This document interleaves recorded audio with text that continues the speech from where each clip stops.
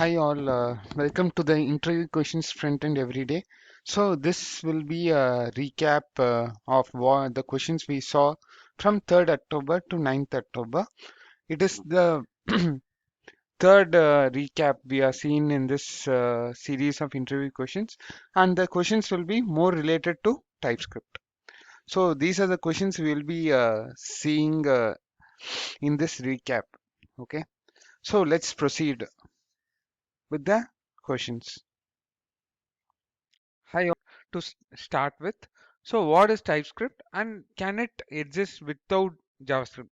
Is it made sense to have TypeScript alone without JavaScript? This is the question. So, first, let us understand what is TypeScript. TypeScript is a programming language created by Microsoft, and it is a strict syntactical superset of JavaScript. It means it has more than JavaScript. It is a superset of JavaScript, and you know JavaScript, right? It is dynamically typed. You need not say whether it is a string, what I'm going to assign to a variable. But in case of TypeScript, it is a statically typed language. So in case of TypeScript, you have to say that before I initialize a variable, I will say like this, right? I have to say something like this.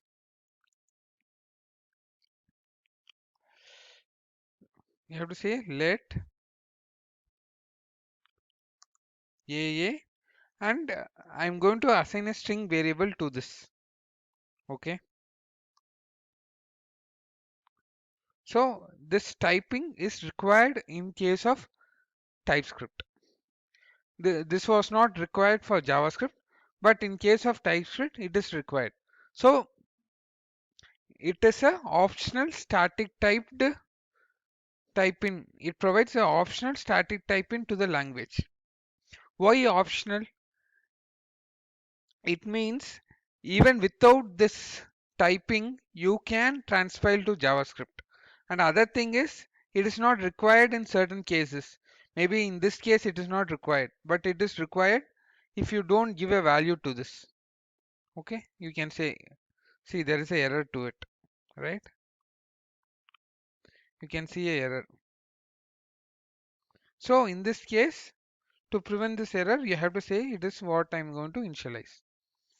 So in certain occasions where you initialize directly, it is taken directly by inferred directly by TypeScript. Here you can see since you put a string inside this variable, it is automatically taken as a string. Now if you try to put a number inside it, it will give error, right?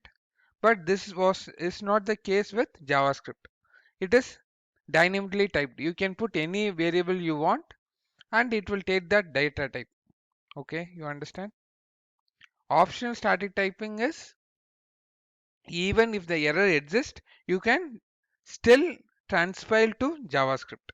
Okay, and the TypeScript is being designed for development of large applications. Okay, JavaScript was meant for a simple purpose, but TypeScript is meant for large applications, and it transcompiles to JavaScript. Coming to that question, can TypeScript exist without JavaScript? No, the answer is clear no. Okay, with TypeScript alone, you can't do anything. Your TypeScript is not known by the browser or Node.js, nothing.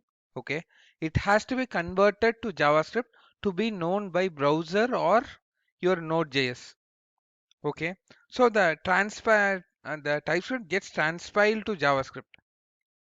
It can be transpiled by TypeScript compiler or using Babel. And that is a good thing about this. You can write your code in latest ES6. Maybe I can use the latest features async await.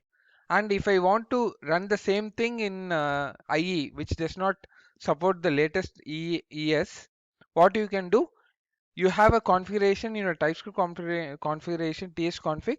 There you can say ES3. Maybe convert this TypeScript into a ES3 JavaScript. So it will convert your TypeScript so that it will work even in your IE browser. You understand? So there is an option in your configuration to convert into whatever even the old JavaScript, you can say whatever ESX version of JavaScript you want to convert, you can convert. And other plus point with TypeScript is in JavaScript you will find errors only when it gets executed. That particular line gets executed. You can't know the errors till it is executed. But with TypeScript, it adds a extra compiling step. By the moment you type itself, you will get to know the error if it is does not exist. So it adds a extra compiling step. That's what I mentioned here. And tooling support. People who have worked with VS Code, TypeScript VS Code will know. It will give you that completion tooling support. So this is all provided by your TypeScript. Okay. Because of TypeScript only, you are getting the tooling support. Okay. Maybe if I say this as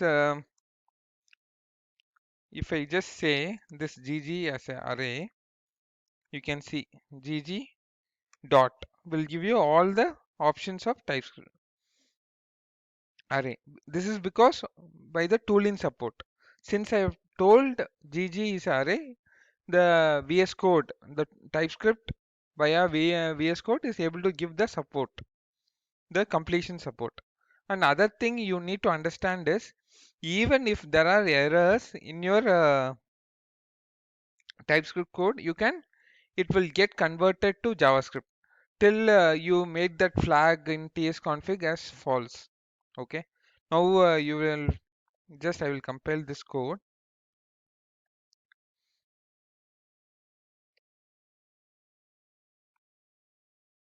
So we wrote it in sample.ts, right?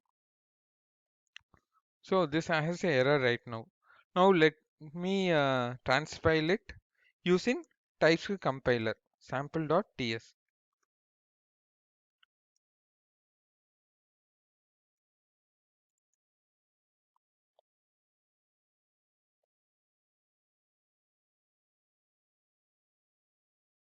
Maybe I'm not able to run it here.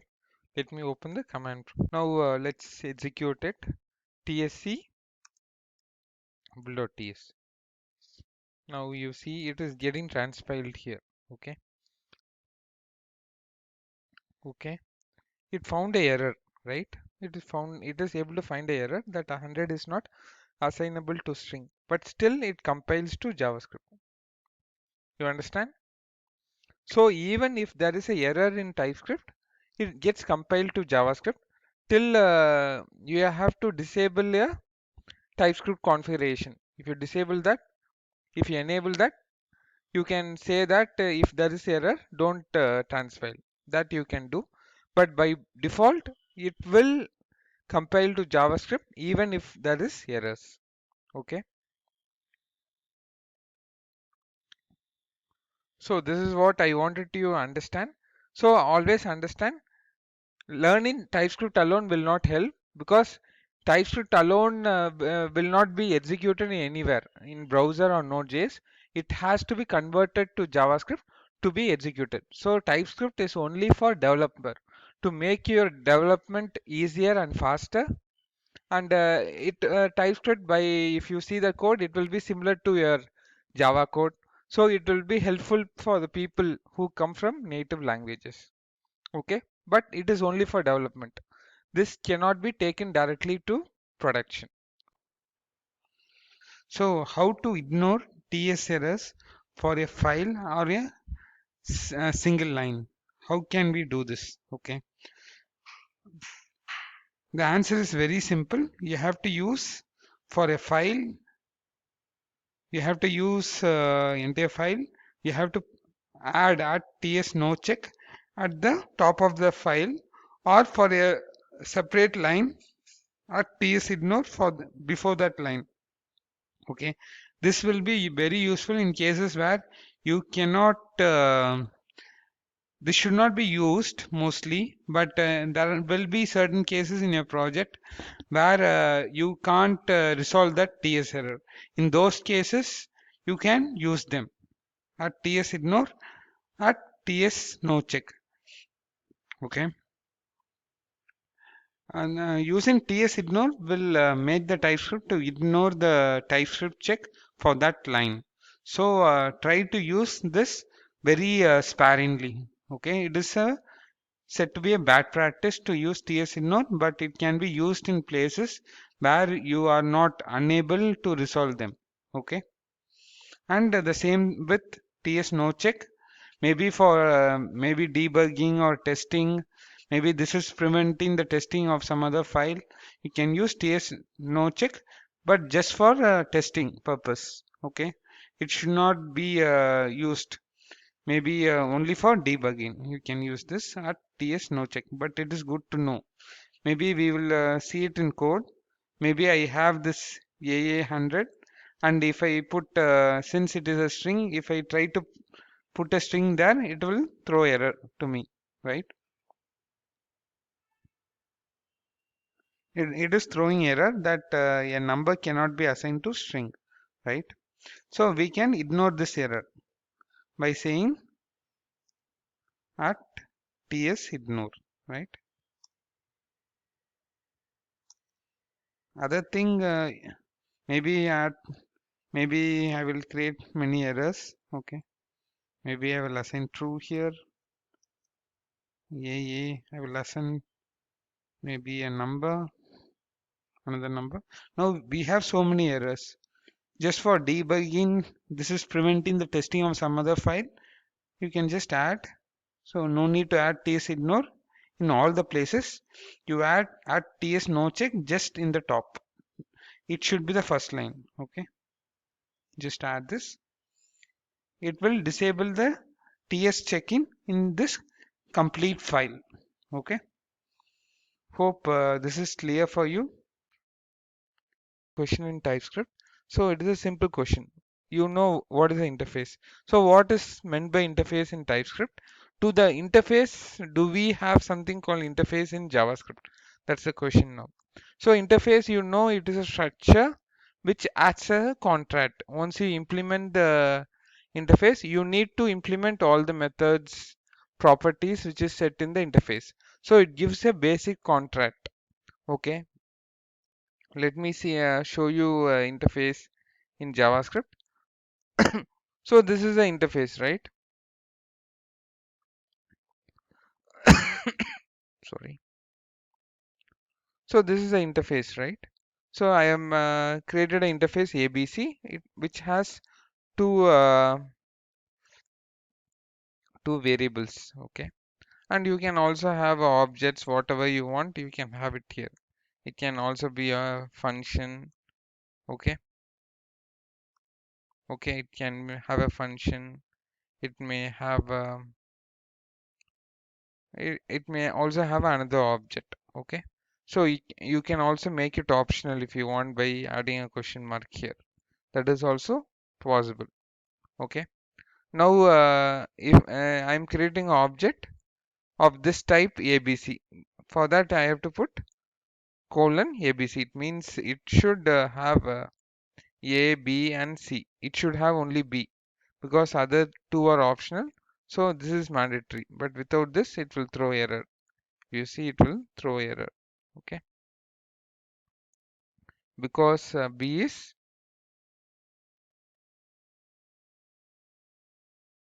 okay. So it is saying that BS does not is not available in ABC.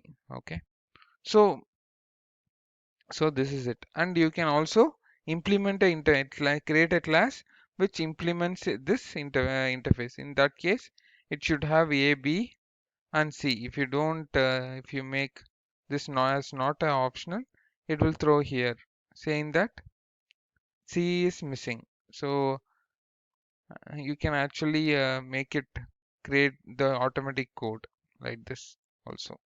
Okay, so in this case it has created a function for you, right?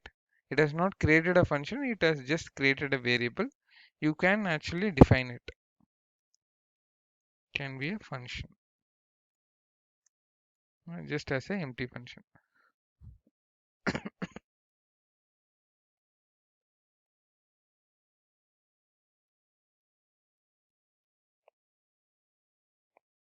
Void is not assignable.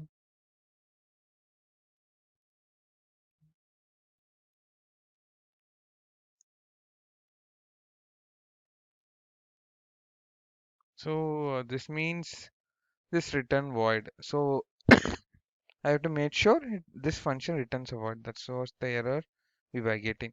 So hope this is clear, right? Interface is nothing but a structure. It is just a contract.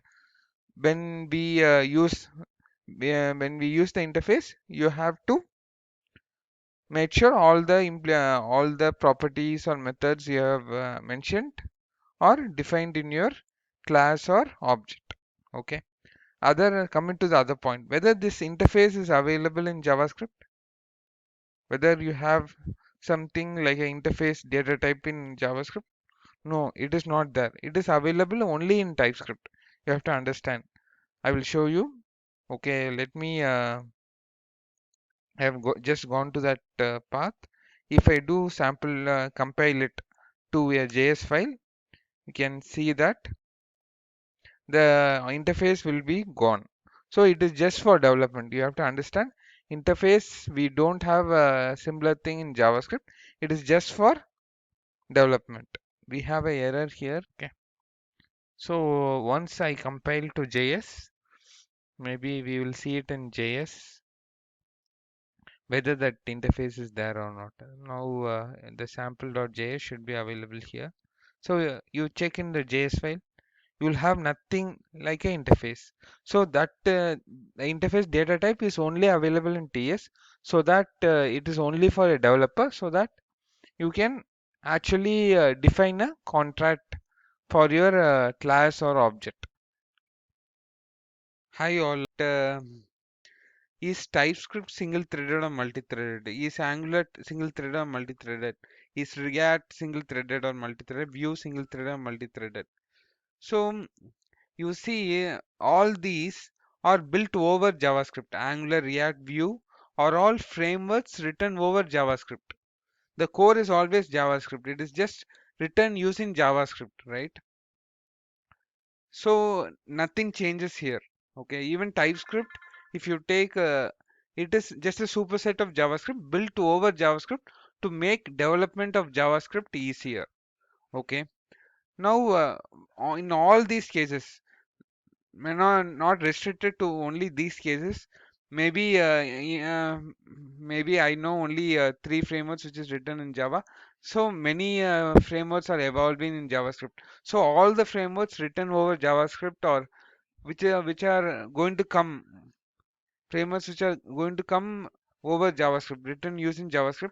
The answer is it is all single threaded because JavaScript is single threaded. You have to understand. Okay, the core is always JavaScript. All these are frameworks written using JavaScript, or it is a language written over JavaScript. Okay, so the core is always JavaScript. So what is JavaScript? JavaScript is single threaded. I already made a question on this whether JavaScript is single thread or multi-thread. I would recommend you to see that video. So don't hesitate, even hesitate when you get all these questions in your interview. It is all single threaded. Whatever frameworks written over JavaScript, because the core is always JavaScript, it is written using JavaScript. So it is going to be single threaded. Okay. So keep it in mind. Even TypeScript is single threaded because it is just a superset of JavaScript written over JavaScript. Okay. Hope this you should never make a mistake in this question, right? Understand clearly. Okay. I will also add that question as a link to this question. Okay, so that you can see that why JavaScript is single threaded. Okay. Thank you guys. Have a nice day. A very interesting question. Okay, this question I had long back, but later only I came to understand. So I hope this question may be there in many people's mind. So I thought let me address that. So the question is simple. Okay, why we need callback and promises in JavaScript, but why not in other languages? That's question here. Other languages, I mean Java, C++, .NET, whatever. So, so the very important difference you need to understand is Java, C++, all those languages, it is capable of spawning another thread. So whenever they want to do a fetch call, what they will do? They will fetch another thread, do the call to the server, wait for it to come back, and then the whatever response they get, they will return to the main thread. But is this possible in JavaScript? No. As I maybe I had a question before. So in JavaScript, we have only a single thread. That is the main thread. So there is no way it is possible in the JavaScript to wait for this fetch call to the server to return. If you anyway going to wait till the response comes from the server, what will happen? Till that time it comes back, you will be blocking the thread. So for that time, the user can't use your web page because you have you are using the thread. So in JavaScript, the user does not have any thread to do anything on your web page. So it will be frozen, and you may have seen it will keep rotating, saying it is unresponsive. That's what will happen.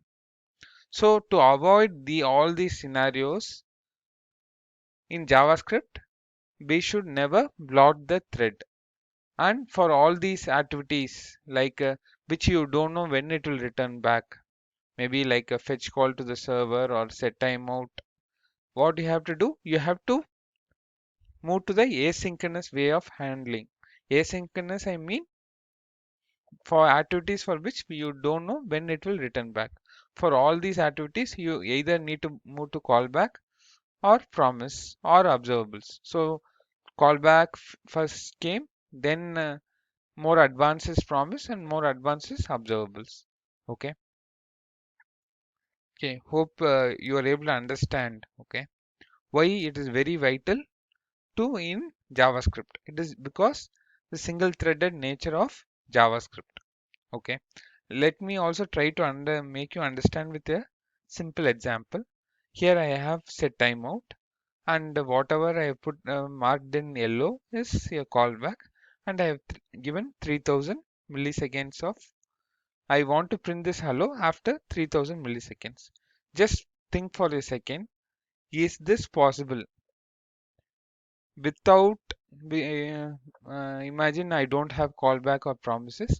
Is this possible to print this hello after 3000 milliseconds using set timeout if you don't have callback or promises?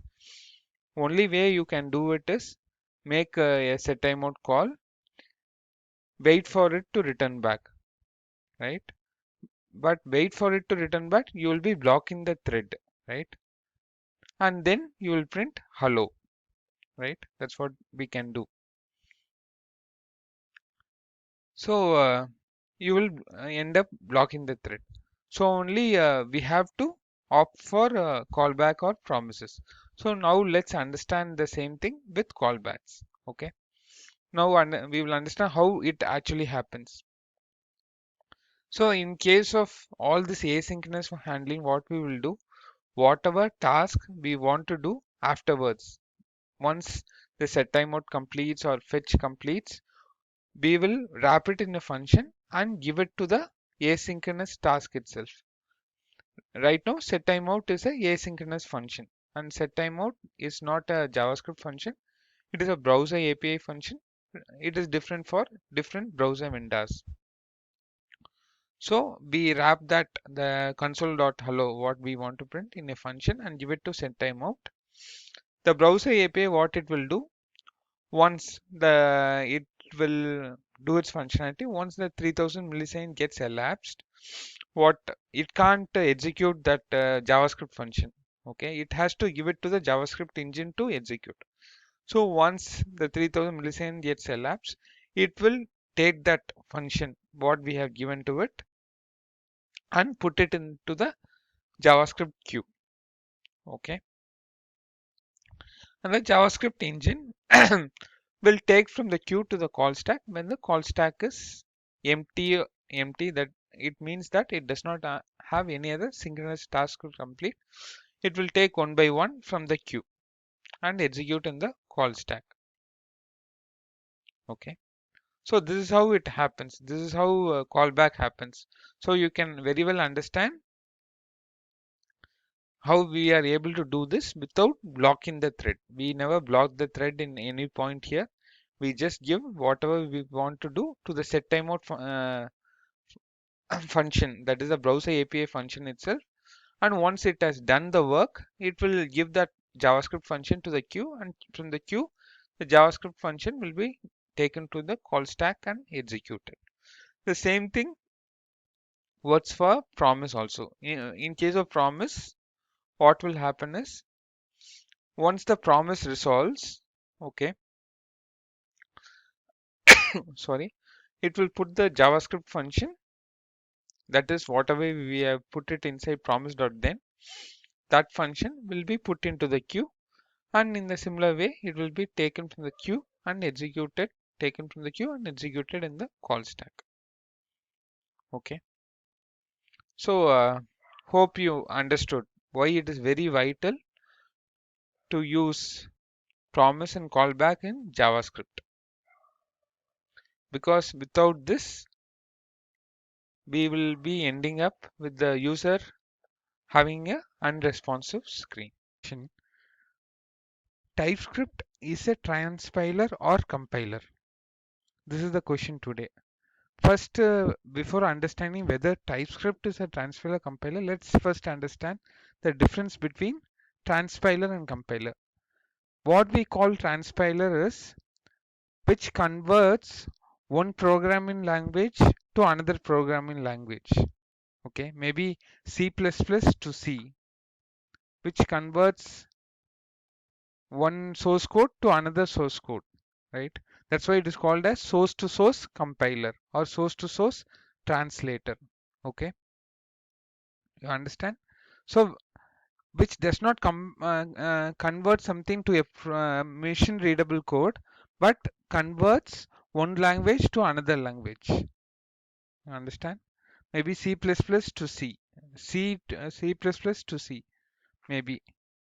Okay, you understand? That is called as transpiler. The examples of transpiler is like Babel, which converts ES6 JavaScript to ES5 JavaScript, or TypeScript, which transpile converts TypeScript code with static typing to JavaScript. So even TypeScript converts from ES6 to ES5 because it has its own TSC, that is a compiler. Okay, fine. You are able to understand, right? And what is a compiler? Compiler is something which converts the source code to a machine readable code. That's what I have mentioned. It varies from transpiler based on the level of abstraction between the input and output language. Because compiler, what is termed as compiler is something which converts one language to a machine readable code, not another source code like C or JavaScript, nothing like that. ES5 JavaScript, nothing like that, which converts one source code into a machine readable code. Okay. The examples for it is Java compiler, which converts your Java code into a bytecode, right? Understand? This bytecode you cannot understand. Even if you open the bytecode, you will see some unknown language. You cannot understand anything. It can be understood only by the machines, right? So now let's try to understand come to our main question. Since we understood the difference between transpiler and compiler, now let's understand whether TypeScript is a transpiler or compiler. So the TypeScript, what it does, it converts, okay, the TypeScript code with what we call with the .ts extension, which has all the static typing, right? Like let a of string equal to b initialize something. So all the typings are present there, right? So this TypeScript code, it converts to JavaScript code, right? So it actually converts from one source code to another source code. It rips off all the typing and converts to a JavaScript code. And it also does the, if you by using the TS config, the TypeScript config, you can also convert from a ES6 to ES3 or whatever, because in that you can specify to what version of TypeScript JavaScript you have to convert. So so it converts from TypeScript to JavaScript. TypeScript is also JavaScript only. It is just a superset of JavaScript with some typings, right? So it converts the TypeScript into JavaScript. Fine. So it is a transpiler. Okay. But there is little bit confusion here. If you see the name of the transpiler of TypeScript, it is called as TSC. That is TypeScript compiler. Okay. Little bit confusion, and maybe the transpiler is also called as source to source compiler. This name is used vaguely, okay, but if you see in the real sense, it is a transpiler, okay, but some people call it as compiler, but yeah, it is a transpiler. Hope you understood. TypeScript, is it interpreted or compiled language?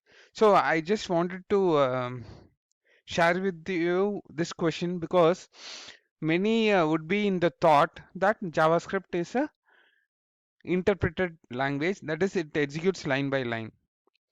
In the same notion, you should not think TypeScript is also the same, it is a interpreted.